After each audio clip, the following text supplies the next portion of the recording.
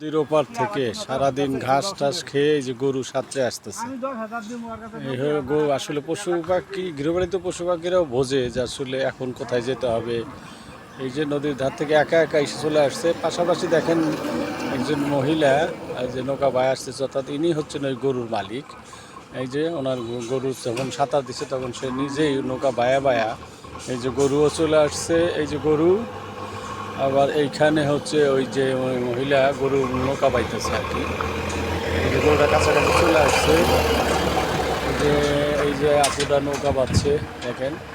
আসলে মানুষের সক্ষমতা থাকে, নদীর পাড়ে বসবাস করলে। এই ধরনের সক্ষমতা না থাকলে আসলে নদীর পাড়ে বসবাস করা ওটা দুষ্কর। এই যে গরুও চলে আসছে কেনারায়। এই যে গরুটা উঠতেছে কেনারা অবস্থানে। ইনিও সাথে সাথে কিন্তু চলে আসছে। এই যে উনি এখন নামবেন নৌকার থেকে, উনি এখন নামবেন। এই যে নামতেছেন দেখেন। এখন এই যে গরু হচ্ছে তার দুইটা মনে হয়। এই যে তার গরু। ইল্লা পড়ে গেল গা, অটোমেটিক্যালি সে পানির মধ্যে পড়ে গেছে গা নৌকার থেকে নামতেই।